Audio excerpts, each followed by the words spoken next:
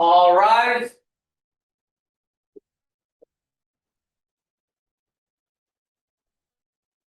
The Honorable Justices of the Supreme Court. Hear ye, hear ye, hear ye. All persons having business before this court are admonished to draw nigh and give their attention to the court. Now sitting. Good morning and thank you, and be seated, please.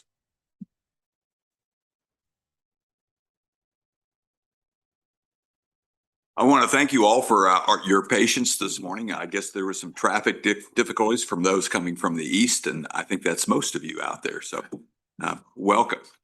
And welcome to the Kansas Supreme Court. I'm Justice Eric Rosen.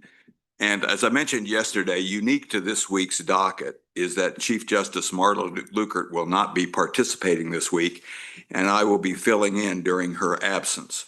She wants everyone to know that she's doing well in her recuperation and thanks everyone for all the well wishes. For those that are unfamiliar with the court processes, I would like to explain that all justices are familiar with the facts of the case and the parties' arguments and have read the briefs authorities relied on for those arguments, reviewed the district court record, and otherwise prepared for this morning's arguments. We look forward to the parties' oral arguments and our exchange with the attorneys. I will now ask Mr. Doug Shima, Clerk of the Kansas Appellate Courts, to call the 9 a.m. docket.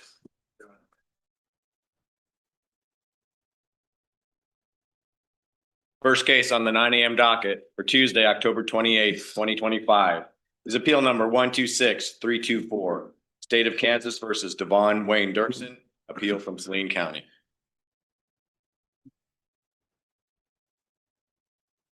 May it please the court, Jennifer Roth, the Kansas Appellate Defender Office, appears on behalf of Devon Dirksen. I'm present and ready for argument, and I'd like to ask for 3 minutes of rebuttal time. 3 minutes will be granted. Thank you.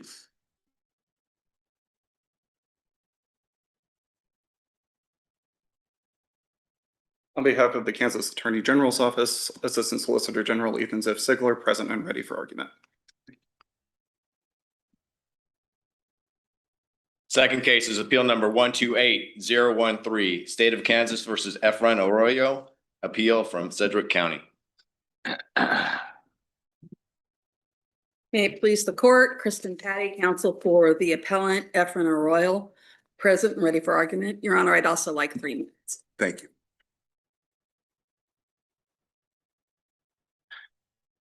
May it please the court, Assistant District Attorney Christy Allen appears on behalf of the state of Kansas, present and ready for argument. Thank you. Good morning. Your Honor, that concludes our 9 a.m. docket. Thank you, Mr. Shima. I will now call the case of State of Kansas versus Devon Dirksen, case number 126324. Counsel, you may approach. And Ms. Roth, you may begin your argument.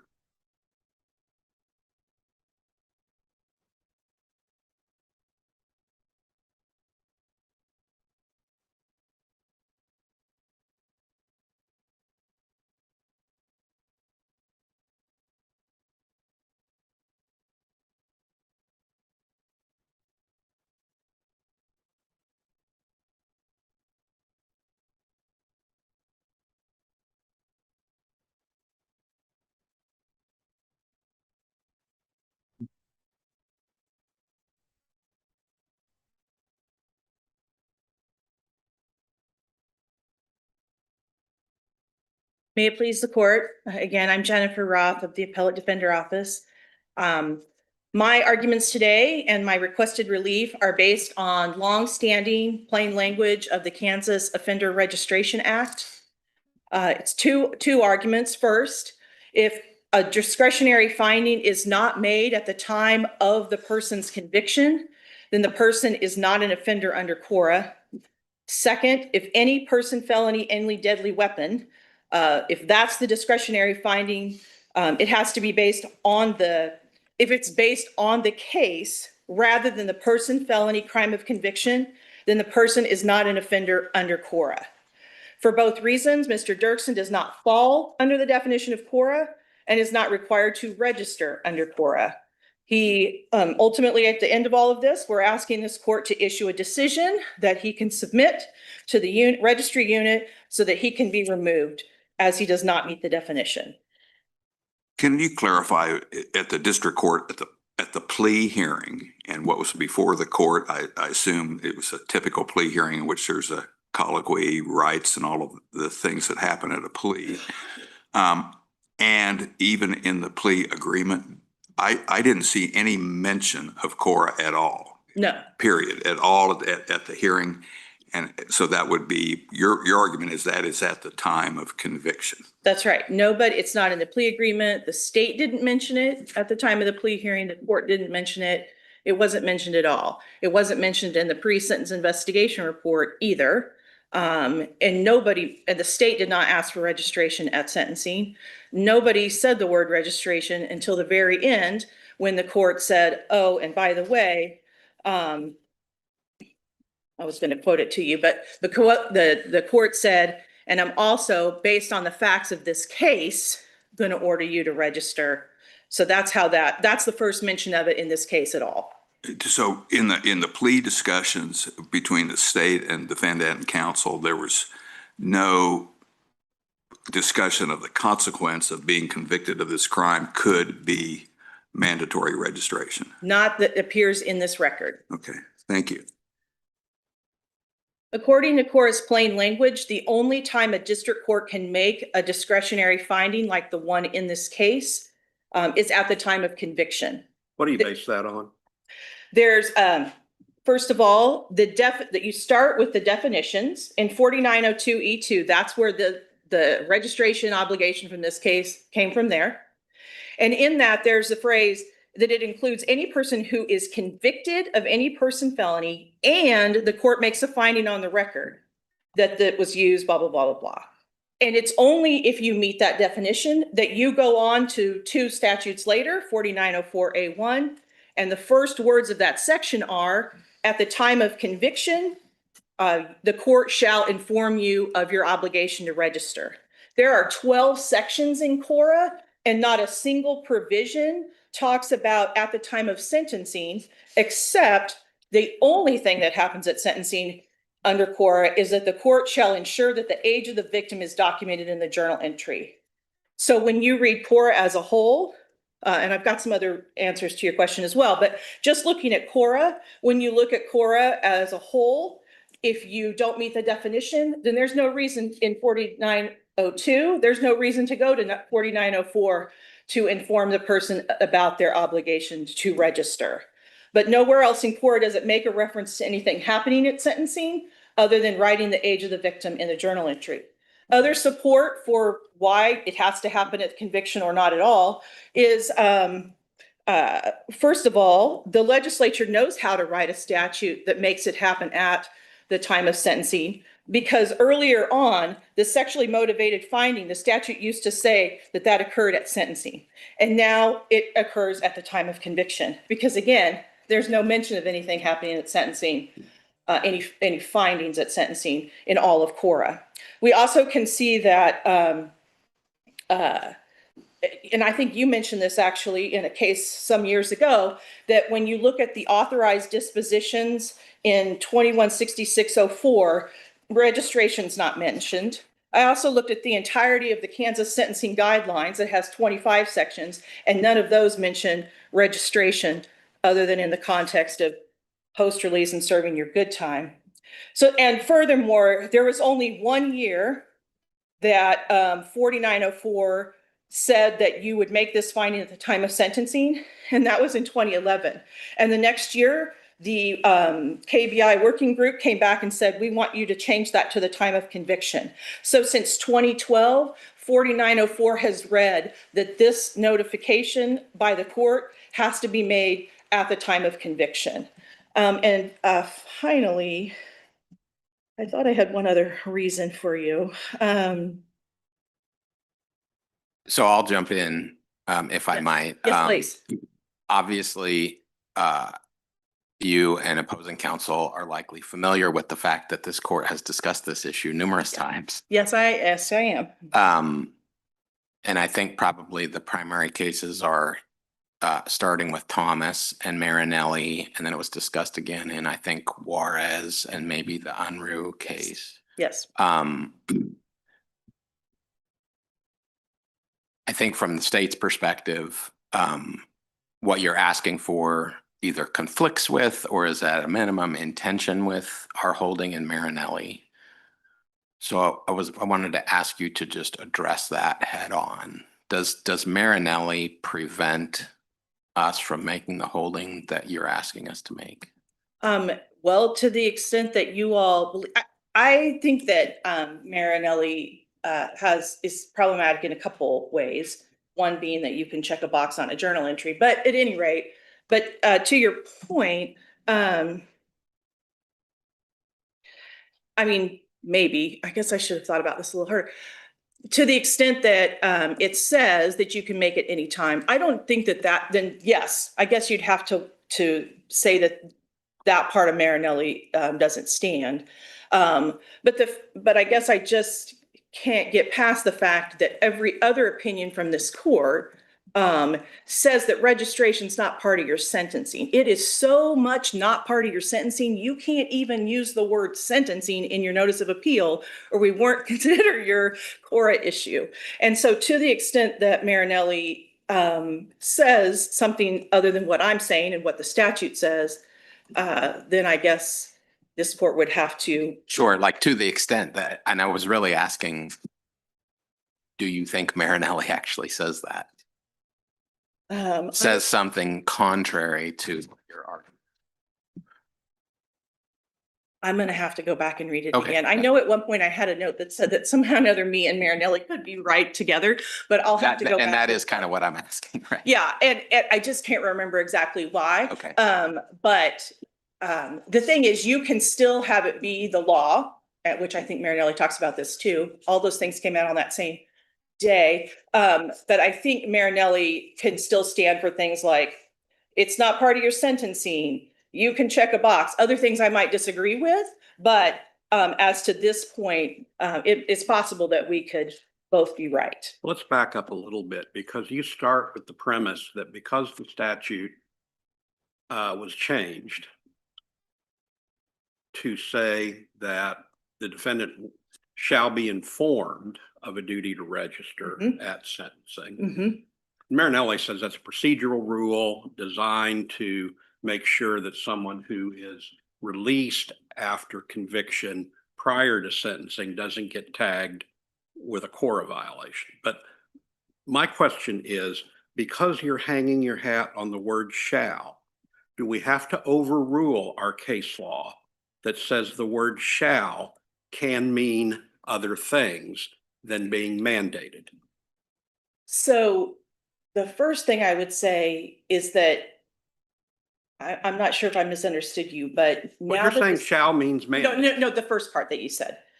The statute that has existed since 2012 that says the court shall inform you of the blah, blah, blah. If it says that, and then it says if you're released. And so to the extent that I maybe misheard you, you can in fact get tagged with a Cora violation before you're sentenced for a case. I've seen transcripts where people go to sentencing and they don't get their plea bargain or whatever because they violated Cora between the time of their conviction and their sentencing. So that's actually a thing. You could, yeah, if your obligation starts the minute you're convicted, which it does, regardless of. That's not what I'm asking know. about the word shall And the and our word case shall. law. So what I thought that the thing about shall, is this about how there's not I am not concerned about the shall in 4904 as much as I'm concerned about the 4902. And that is because I have to agree with you in prior cases that there isn't necessarily a consequence if you don't follow the shall, if the court does not follow the shall in 4904 and inform you of your obligations, because your case law has been contrary to what I think. And so to the extent that I'm understanding the question, I think that even though it says shall, I'm with you that this court has held that there's not a consequence if the court doesn't follow all of the steps in 4904. But what I'm saying today is that you don't even get to 4904 where it says the court shall inform you of these things if you don't make the finding that the person needs to get informed in the first place, which is part of the definition in 4902. Those are tied. I mean, I guess in my mind, those are tied together. Yes, You have to make the finding in order to inform. exactly. So I'm And that's the so I'm order. still back to, Okay. does the word shall mean you have to have done that? And we have case law, a lot of case law Huh? that says that shall does not necessarily mean some kind of mandate. That you look at the context, you look, for example, at whether there are consequences in the statute. Right. As to whether, and so that tells you whether shall means something different. Right. And I guess what. And I'm just trying to start with, Right. we have a lot of case law. You know, we have syllabus paragraphs, says the word shall doesn't necessarily Yes. mean mandate. Yes. Do we have to overrule that No. to get you to where you are? No. Do we have to overrule the case law that says when we're looking at a statute and trying to figure out what the legislature intended, because we've got this mushy word shall in there, one of the things we look at is whether there are consequences for that. Do we have to overrule that case law to get you where you want to be? No. And I thought you might ask me about consequences, so I do have some responses to that. And the thing is, like I sort of alluded to here a minute ago, I have tried to argue that the fact that there are not consequences presents a constitutional problem. And this court has said, no, thank you. And so I am with you that I agree that at this point in time, this court's case law, and I don't think you have to overrule it to get to me to where Mr. Dirksen wants to be. I don't think you have to overrule the fact that there isn't a consequence if the court doesn't tell me A, B, and C. But what happens is that It goes to legislative intent is what the case law says. And one of the things we're trying to do when we have this mushy word is figuring out what the legislature intended. So one of the places we look is whether there's a consequence to not doing what they said you shall do. And there's no consequence in this statute. So how do we get past that case law without overruling it? Because you don't have to get to 4904 for Mr. Dirksen to win. Because you do not have to get to whether the court followed its shall or not in 4904 by telling me all the things I need to do. You don't have to get to 4904 if the court didn't do. I mean, it is related. You're right, because that's where the language comes about at the time of conviction. Okay, now I'm following.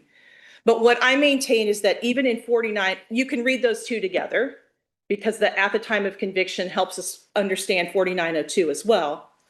But 4902 itself, in my opinion, is clear that you make this, you get convicted and you make this finding, and they happen at the same time. Well, let me ask you, because 4902E2 says when it's defining what a violent offender is, and the court makes a finding on the record that a deadly weapon was used, it doesn't specify that that particular finding needs to be made at conviction, right? And that's where I think we get into 4904. I mean, those two. You said we don't need to get to 4904 because when you're just looking at 4902. Right. So I guess my response to that is that I believe 4904 says if you believe that Cora has nothing to do with sentencing, it has no part of your sentence, and it comes from your conviction, then 4902 makes sense that you would get convicted and make the finding on the record at the same time. And I believe if it doesn't have anything to do with your sentencing, then it's at the time of your conviction, whether that's by a jury or by a plea, a bench trial, whatever. And then the beginning part of 4904 says at the time of conviction. And so I say that sort of backs up what I'm saying about 4902. But back to what Justice Biles was asking, I'm saying that the first part of 4904 helps us and supports what I'm saying about the definition. So are you But saying? I agree that just there's from no consequence if you don't tell me all the things, but there is a consequence if you don't do all of this at the time of conviction. Okay, so what you're saying is that, I guess, what you're asking us to do Mhm. is say that 4902 is ambiguous because we don't know, it doesn't specify when the finding occurs. And so then we have to actually go into statutory construction. Is that what you're saying? I don't think it's ambiguous, but I'd be happy to talk I don't about think it's that. ambiguous either. It simply does not specify that the finding must occur at the instant of conviction. So back to something I was talking about earlier, at the time that E2 was added in 2006, the sexually motivated finding part of the statute did say that this finding occurs at the time of sentencing. So the legislature knows how to say in Cora that a finding has to be made at the time of sentencing. And they removed that language. And now no findings, nothing in Cora takes place at the time of your sentencing. Those words don't appear anywhere in Cora any longer, other than at the time of sentencing, you'll put the age in the journal entry. So to the extent again, that, or sort of like the history of the statute. Which goes into statutory construction. I mean, if this court. Well, I'm just saying, I mean, I'm not advocating for that. It just sounds like you're arguing that. I don't think it's ambiguous. I think that looking at 4902 and what that section used to say, and considering that nowhere in Cora does anything happen at the time of sentencing, except for that one thing, that nothing happens at the time of sentencing, and based on how E2 reads conviction and makes a finding, and that I think it's clear, and then it's also backed up by this court's case law that says Cora has nothing to do with your sentencing. So much so that if you were to appeal your sentencing hearing, we will not consider your Cora argument. And so all of these things taken together. Let me ask you this. So if you're looking at 4902E2, okay, there's two things. You're a violent offender if you've been convicted of a person felony. Okay, right? Yes. And the court makes a finding on the record that a deadly weapon was used. Yes. Okay, just reading that, just looking at that, not looking at how the statute was changed, not looking at how our past case law has interpreted it, nothing else. When you're looking at the plain language of the statute, would you say that that finding could be made at sentencing? Well, if I don't get to consider anything else I know, and I'm just looking at that, then I see your point. Okay, Let me ask you one other thing. One of the other interpretive tools that we use when we're looking at interpretation of statutes is whether the legislature reacted to a decision of this court interpreting statute. Now, Marinelli, which I think is pretty clear that there's no consequence if you don't do it at conviction on the informing of the defendant. Set that aside. Marinelli was decided in April of 2018. That's 6 legislative sessions ago, and there hasn't been a reaction to something that you say the legislature clearly intended to achieve. So does that mean we have to overrule or disregard that case law that says that's one of the tools we use? Because the legislature hasn't done anything since Marinelli. I can't, okay. I'm sorry, I'm out of time. Do you mind that I keep, okay. Go ahead, Nick. Yes. To answer your question, I was actually one of the conferees 20 years ago when they passed E2. And to this day, if you were to look at the legislative history, you would find none. And if you were to look at the testimony, you would find that there was no one in favor of adding this provision at all. So this idea that the legislature, I've been going to the legislature about Cora for over 20 years. And this idea that they haven't done anything with it since 2018 is not a surprise. It is very hard to get any changes to this act. And so, no, I don't read anything into that. In fact, if anything, Well, but our why case- would it but our not be case the law intent to have it triggered as soon as possible? Our case law does, though. Our case law says if we've interpreted a statute a certain way and that was crazy, then they come in and they would do something, is the notion. I And guess. because they didn't, Yes. that must mean that the original decision is not offensive to legislative intent. I see what you're saying. No, I don't. I actually, you're right. I sort of think we give that too much credence because there are a lot of things that the legislature doesn't change. And so I'm not saying you have to overrule all of that. I'm not saying that that isn't something that this court couldn't continue to look at. But I think that it should not be given the same amount of weight as maybe we once did, because there are all kinds of things the legislature doesn't change. I don't know if that answers. I guess I don't understand. I mean, they're trying to call a special session because we denied a petition for review. It seems like they're not inattentive, is my point. Depends on what they're attentive to. I mean, I don't have to tell you that, sir. I mean, right. We both are living in the same system. And so to the extent that, I mean, the fact that the legislature hasn't made any change to that, I don't read that much into it. And in fact, I would say that again, I'm going away from the plain language and using the stuff that is in my head, but the fact is that if this court, believes that this is about public safety, or if the legislature believes that but doesn't say it or whatever, then why would you wait for it to trigger at sentencing? Why wouldn't it trigger at conviction? But now I'm far afield of your question. But at any rate, I'm not saying you need to overrule your case law, but I'm saying that I would not put a lot of stock into what the legislature has or hasn't changed. Colleagues, any other questions? Justice Wall, were you going to inquire?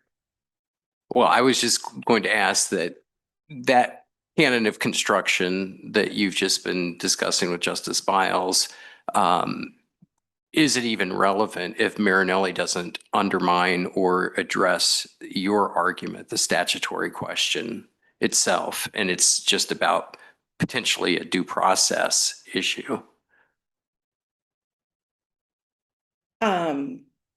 Right. I don't know that we need to get to that part, if that's your question.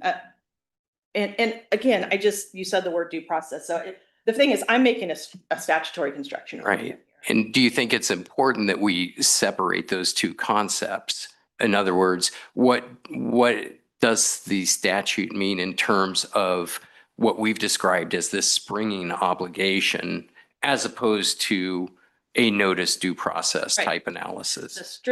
This is a statutory construction argument, a plain language of the statute argument.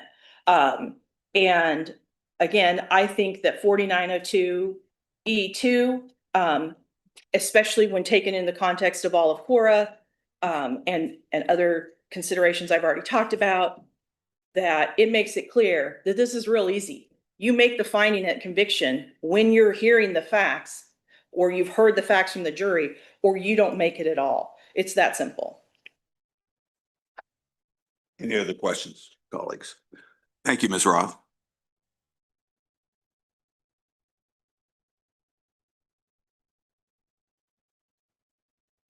On behalf of the Kansas Attorney General's Office, Assistant Solicitor General Ethan Ziff-Sigler. Opposing counsel has talked a lot about statutory construction and all of these issues. None of those are before this court. Supreme Court Rule 8.03A says this court will not consider arguments not made before the Court of Appeals. In this case, the only argument made before the Court of Appeals was that there was not substantial competent evidence to support the deadly weapon finding. I am aware of the arguments around Marinelli. I have had other cases that address them, that specifically asked that it be overruled, that specifically asked that Justice Wall and Justice Stiegel's concurrences be adopted as the opinion of this court. Certainly since Marinelli, the nature of this court has changed. Several Supreme Court justices have retired and been replaced, and there may be a sea change coming. This is not the case to decide it. That was not argued before the Court of Appeals. This has not been fully litigated. For this court to address Marinelli in this opinion would be for this court to write a sua sponte opinion without opposition and is not proper. The only issue before this court today is whether or not there was substantial competent evidence to support the deadly weapon finding, and there was. There just simply was. The court cites to the record, it is in the affidavit, a deadly weapon was used in the commission of battery on a law enforcement officer. Why couldn't we accept defendant's request to consider an issue raised for the first time under one of our prudential exceptions? Because this court makes its own rules and says in Rule 8.03, A4C1, this court will not consider arguments not raised before the Court of Appeals. And this argument was not raised before the Court of Appeals, period. So you don't think this falls under our preservation exceptions? Well, preservation as to what can be appealed is different from this court's rule of what it will consider on a petition for review. I think if this case was coming directly to this court as a direct appeal to the Supreme Court, that's a different issue as a prudential standard. But I also just don't think it is a good decision for this court to make. The best decisions are made when they are in full opposition, when they have full opposition from parties and are made with a full accounting for what the law is. There have been several cases where sua sponte opinions have been issued from this bench that have cited to abrogated case law. Recently in the Beck opinion, which an amended opinion came out, the court cited to abrogated federal case law. In a recent opinion on the Apprendi doctrine, the wrong standard of review for harmlessness, for harmless error is cited. And again, it was raised sua sponte. Opposition, clean opposition by opposing parties in a combative system will produce better results. And these arguments that are made before this court on statutory interpretation, on 4904, have not been raised before the Court of Appeals, have not been fully litigated in this case. And if this court wants to address those, I can tell you because I've been on them, there are several opinions before the Court of Appeals where the Appellate Defender's Office has raised these issues, has acknowledged that they are bound by the Supreme Court rule. They are likely to get denied because of that, and the court can adopt those cases. So I presume, well, let me start with, you wouldn't, I don't think, I guess I'll just ask it.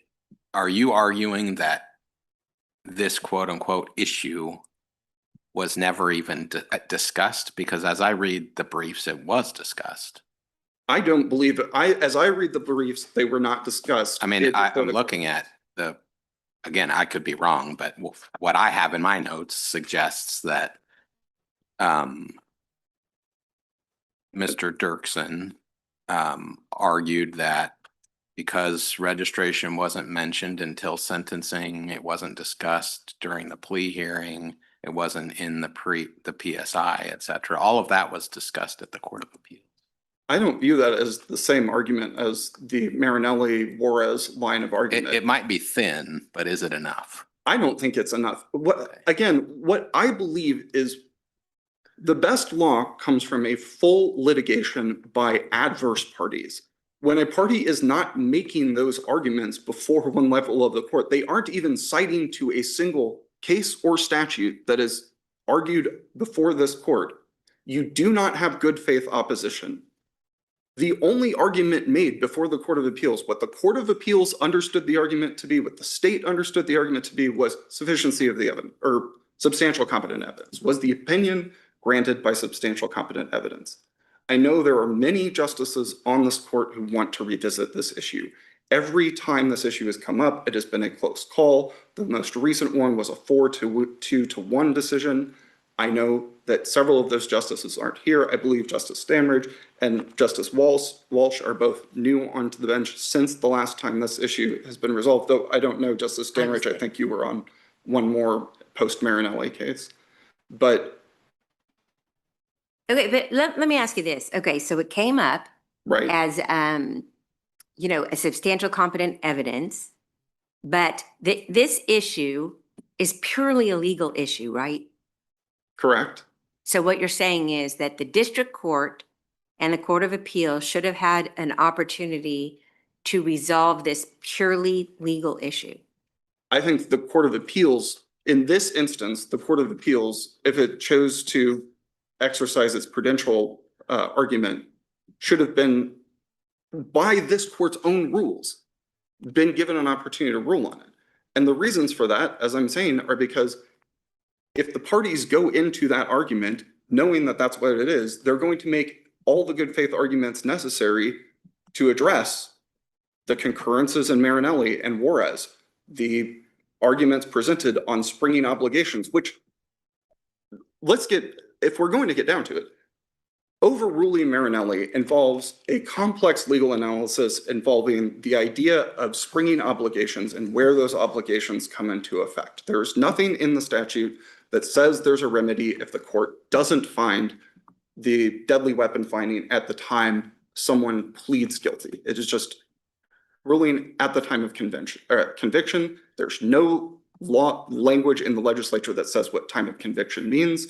So all of this involves a good amount of legal research, legal writing, argumentation that should be done first by the parties. That has not been done here.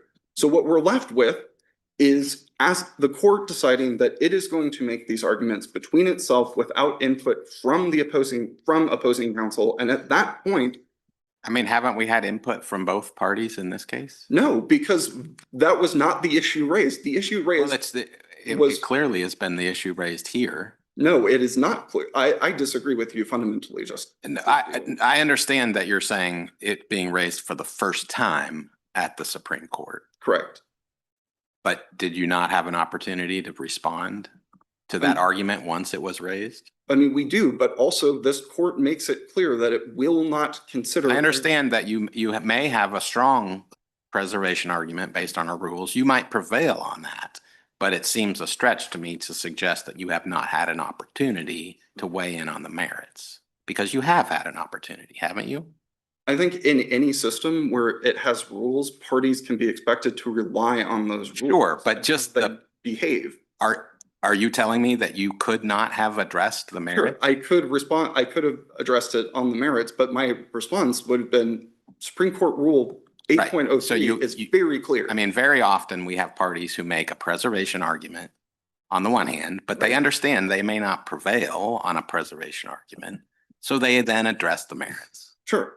And I don't see any difference between that situation and this one. If you made a litigation choice to put all your eggs in the preservation basket, Well, that it seems that it would be difficult for you to then stand up and say, we haven't had a chance to address the merits. Well, specifically in preservation arguments, which is arguments raised for the first time on appeal, this court and many other courts have talked about how that is a prudential doctrine. So that tells and gives all the parties a heads up on the issue of raising an issue for the first time on appeal. This is prudential. Take that as you will. But as far as I'm aware, on Supreme Court Rule 8.03, it is just this court shall not address issues.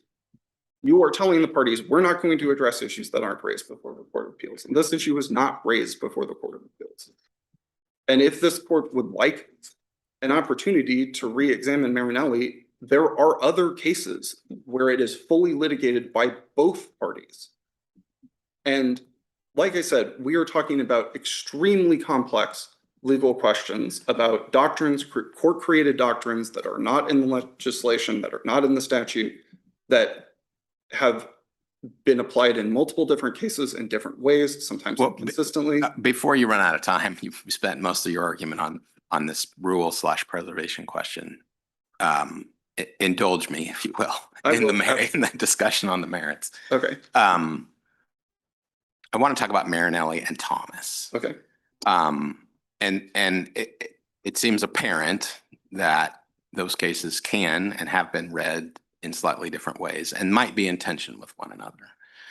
So with respect to Marinelli, there was a journal entry which made a finding of a deadly weapon at the time of sentencing, correct?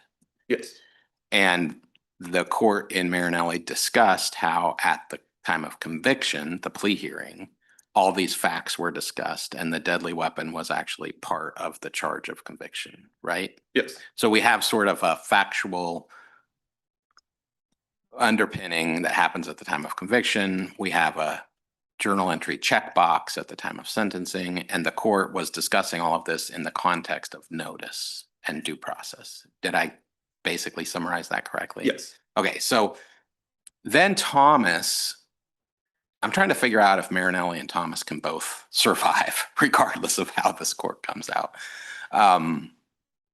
Thomas was a situation where the finding that was required wasn't made at all. And then on appeal, the state asked for a remand so it could be made.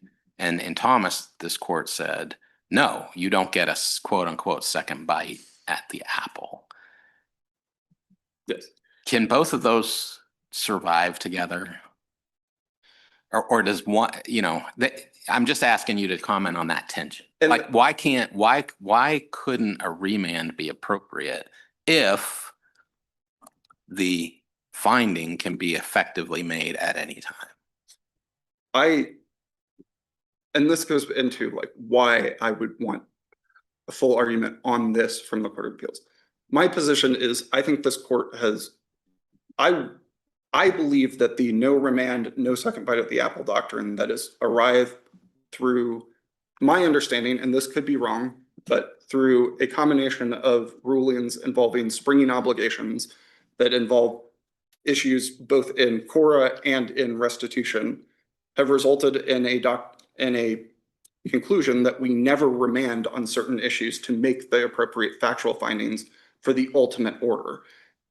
I don't think that is, I do not think from my readings, I support that. I know this court has come to that conclusion several times, but I believe that remand is appropriate. So you would make the argument, and this seems very logical to me, that following the reasoning, if not the holding of Marinelli, but the general thrust of the reasoning suggests that Thomas is wrong. Yes. Okay. But I think the findings do need to be made. And then, right, and then the converse would also be true, that following the reasoning and general thrust, not the holding of Thomas, suggests that Marinelli might be wrong. Again, that is one of those things where we're talking about a series of cases, and I don't feel comfortable saying that without really diving. You were comfortable saying Marinelli says Thomas is wrong. Well, I am fairly comfortable with that because I do think but that's to the conclusion on the whether or not can this court order remand for the factual findings. That is the question. I think. Let me ask this. In your brief to the Court of Appeals, you made a preservation argument. Correct. What was the focus of that preservation argument?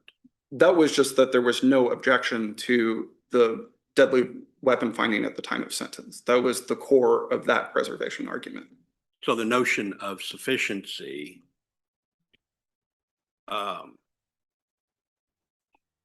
wasn't raised below, and so it shouldn't be raised now. Correct. It was a sufficiency argument, not a qualifier. Well, there were no arguments made. There were no objections. So but the issue raised was substantial competent evidence. That the argument was this was not a person felony committed with a firearm. That is the conclusion that the defendant comes to. And my argument was that issue is not preserved. And I don't think any issue was preserved. Now, I've read through enough cases to know that the court is going to reach the merits of a core question. So, but I was answering the issue that was raised, which was substantial competent evidence on the core issue. And that is the issue that is before the Court of Appeals. That's the issue, in my opinion, that's before this court. And if this court would like to readdress Thompson and Marinelli, I promise you there are cases that are in the Court of Appeals right now that are primed and teed up for that. So I would just ask this court to find that there is substantial competent evidence to support the district court's finding. Can I just circle you back to this preservation issue? Because I don't think I fully appreciated it until I heard your argument today. So this isn't just a failure to, this is not just raising an issue for the first time on appeal question, like under Rule 5 point whatever, you're suggesting that you're focusing on our PFR rule in 8.03 that says that we don't reach issues not raised at the Court of Appeals. Have we applied our preservation exceptions to Rule 8.03? I don't know the answer to that, Justice Hall, I'm sorry. I could look it up, but. No, that's fine. Thank you. I'm sorry. I just didn't know if you were familiar. I am not as familiar with that issue. I just do not run into it that often. Colleagues, any other inquiry? Thank you very much for your argument this morning.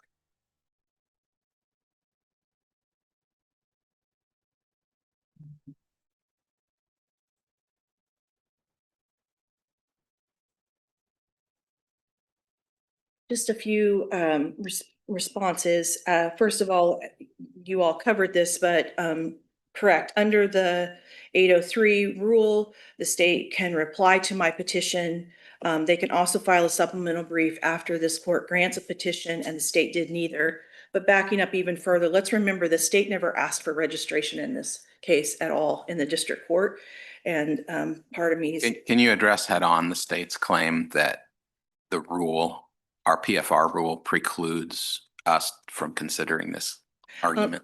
So I was thinking about Justice Wall's question, and the first thing that comes to mind, I think, is State v. Williams, where I think it was a Wettrick argument that somebody in my office raised for the first time in their supplemental brief, maybe even after their petition was granted. I can't quite remember. And this court reached the issue because of its importance. That has to do with our preservation exceptions. Oh, I'm sorry. Oh, you're talking about the rule. This, as has been clarified, the state is making perhaps a cousin type of argument, but not that specific preservation argument. It's based on the rule. Can you ask me the question then one more time? Well, you heard the state's argument. Right. Why are they wrong?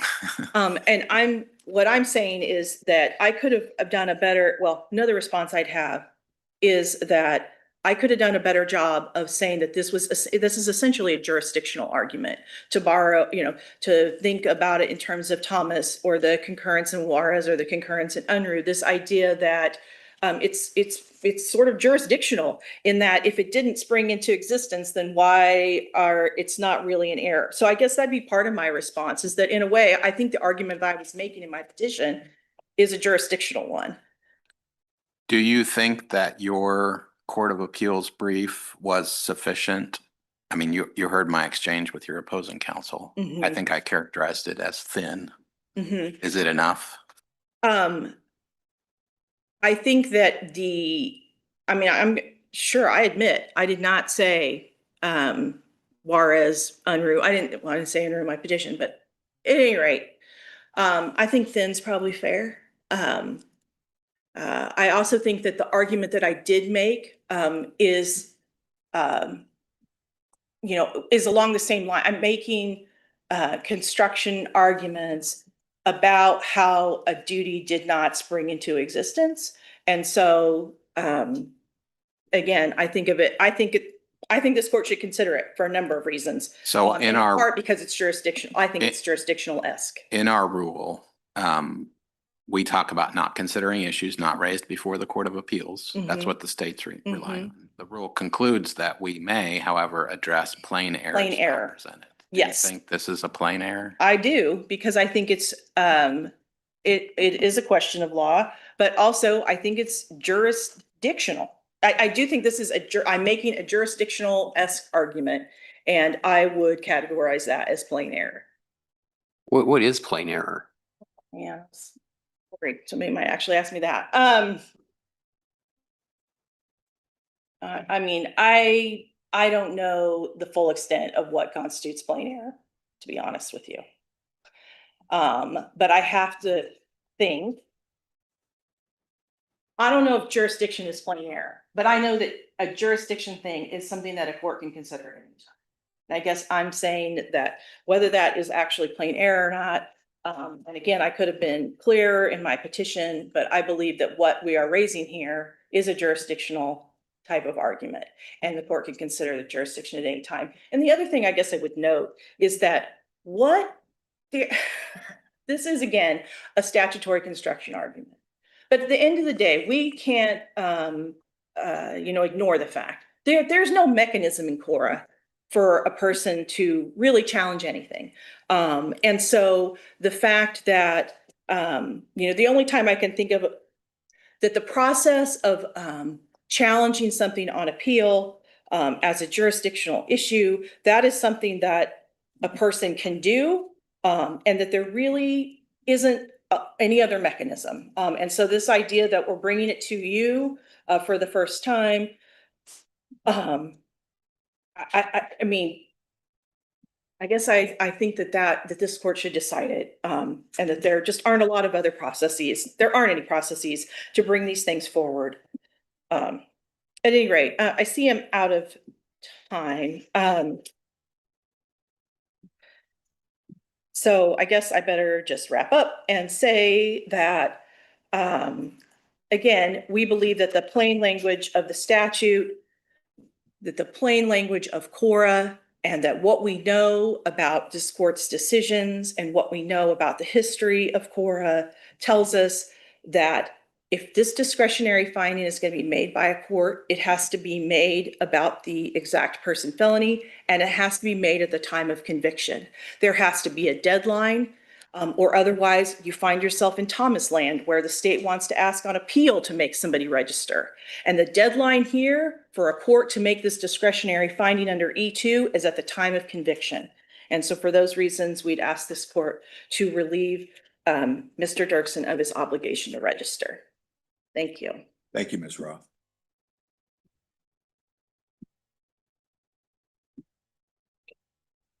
I will now call the case of State of Kansas versus Efrain Arroyo, case number 128013.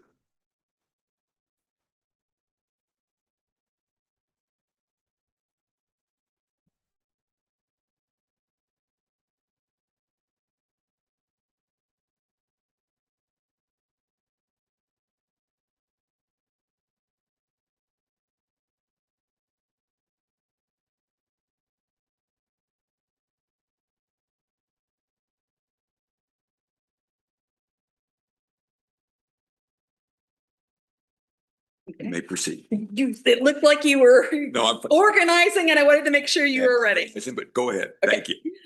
May it please the court, Kristen Patty, counsel for the appellant, Efrain Arroyo. Nobody really knows what happened for about at least 3 hours. Fairly, a little before sunrise on a morning around Thanksgiving in 2019.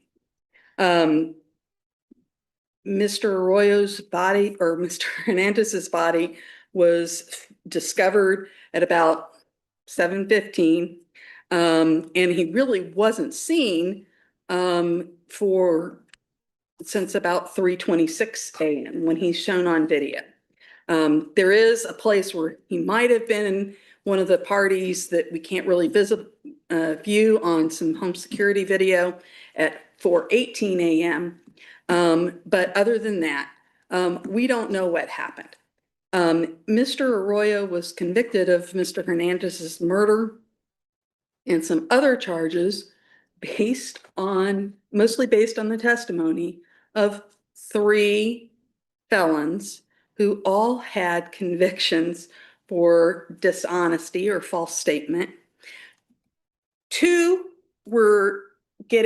got promises of immunity. 2, including one of the first ones, got promises of probation. And I know we don't really, need to go into the facts quite as much as we have had in previous years. But with both of the arguments that Mr. Arroyo raises in this appeal, we have one where certainly this court would have to find that the error, if there is any error, was harmless. And then the other, of course, is we're talking about lesser included instructions and whether the jury might have found There was a reasonable possibility that the jury might have found that one of these other lesser included offenses would have been the verdict if those instructions had been given. The first point of error is a statement that the prosecutor made in a rebuttal closing, which is, if there's a piece of evidence they want you to see or a witness they think you should hear from that helps their cause, they have just as much opportunity to put that before you as we do. And Mr. Arroyo argues that that was a direct and unequivocal comment on his failure to testify or otherwise present any evidence in his defense. That it also sought to penalize him in the eyes of the jury for exercising his right to a jury trial. And it suggested that he had to disprove the prosecution's case. I know that my colleague will get up and talk about how it comes within the wide latitude that prosecutors are afforded to discuss the evidence. But again, Mr. Arroyo submits that that was not harmless, and that his conviction should be reversed because of that. The other point of error is that Mr. Hernandez's body had some abrasions and contusions that were relatively minor compared to the gunshots that killed him. And I didn't mention it first, but they tested the slugs that and the cartridges that were found around his body and the slugs taken from him, and they didn't match any of the guns, either of the two guns that were found. One was found in an attic of someone else's home, and the other one was found in Mr. Arroyo's constructive possession at around the time of his arrest. Because of those minor abrasions, the jury could have found that, first of all, if they had been given an instruction on kidnapping, which was legally appropriate because legal kidnapping is a lesser included offense of aggravated kidnapping, that those are trivial injuries that don't count as bodily harm and that therefore can support a kidnapping conviction rather than aggravated. The other lesser included that Mr. Arroyo requested was for criminal restraint. One of the things that is perplexing about this case is whenever we do see Mr. Hernandez on this home security video, he's not like he's being ordered around with a gun. He seems to be there willingly. And we can't really tell that there was any force or threat from what we were able to see. Even one detective admitted that if any time Mr. Hernandez had wanted to flee, he would have been able to do so. And so therefore, Mr. Arroyo requested at trial the lesser included of criminal restraint because his liberty was not by force of threat, any restraint. And therefore it would have been factually appropriate. I think this is only the second time that I've been before you and not seemed to be getting a single question. That time was on a Friday, and I think at that point you guys were all glazed over. At the end of a long week's docket. If there are no questions for me, then I think I will pass it off to my colleague. Any questions? Thank you, Ms. Patty. Thank you.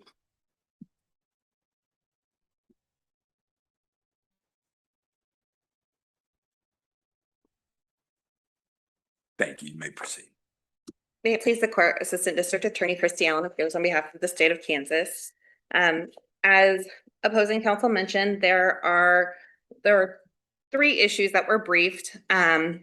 Getting right into the prosecutorial error, my colleague is right. The standard of review is a two-step process. Did error occur, which given the wide latitude afforded to prosecutors to attempt to attain a conviction in a manner that does not offend the defendant's constitutional right to a fair trial.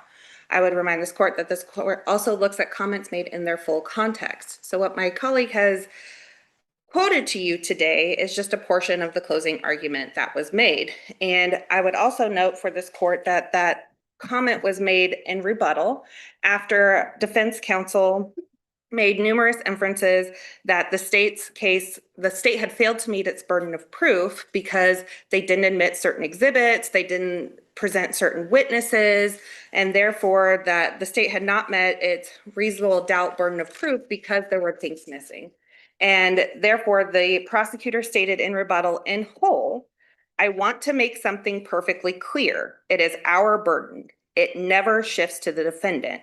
But do not be misled for a moment that if there is a piece of evidence they want you to see or a witness they think you should hear from that helps their cause, they have just as much opportunity to put that before you as we do. So don't be misled by that. She continued with, now rather than look over here and look over here and over here, how about we look at the evidence in this case? How about we look at the testimony in this case? This court has held on numerous occasions that the state is permitted to rebut an inference that the state is not credible or has not met their burden by pointing out that the defendant has the same ability to subpoena witnesses and to admit evidence in this case.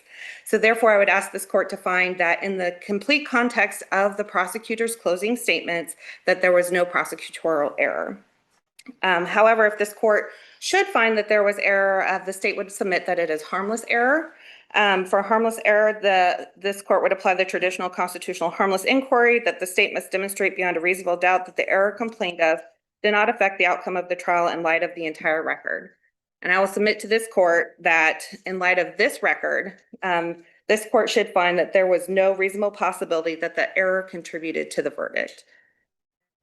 If this court will allow, I'll go right into the jury instruction issue because that also has a harmless aspect to it. Because in this case, yes, the defendant did request the 2 lesser included jury instructions. They were legally and factually appropriate.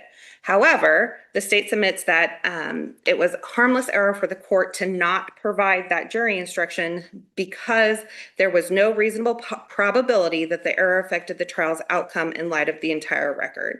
So what we have here is we have a defendant who is angry at the victim for potentially selling a truck that he has. He gets a friend or an acquaintance to go pick up the victim. He then confronts the victim, holds a gun, a handgun to the back of the victim's head. He then drives around. This doesn't just last for a few minutes. This lasts over a period of hours.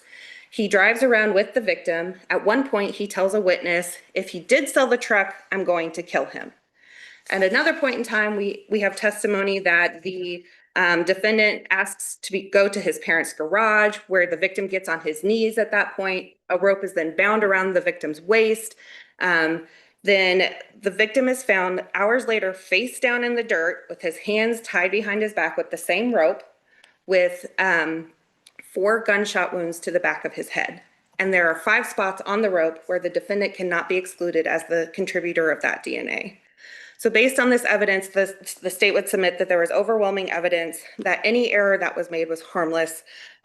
Furthermore, my opposing counsel did brief cumulative error. However, the state would submit because it was not error that by the prosecutor for her rebuttal closing statements, that only one error cannot reach cumulative error. The state would ask this court to find that there were no errors and affirm the defendant's convictions.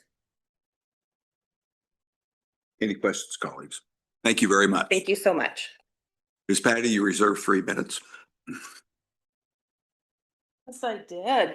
Since there's weren't any questions for either of us, I guess again, I would, I didn't address the cumulative error because certainly you have to find 2 at least. And I understand also that the laws can somewhat change, but I'm probably going to at least ask for cumulative error as long as I can. Don't forget that one of these witnesses was granted immunity during the middle of his testimony over the lunch hour. So if the state really thought that it had that strong of a case, they wouldn't have needed to do that. And since there are still no questions for me, I will stand on the brief and I would ask you to reverse Mr. Arroyo's convictions and grant him a new trial. Thank you. Let me help you. Yes, sir. That way you can justify your trip.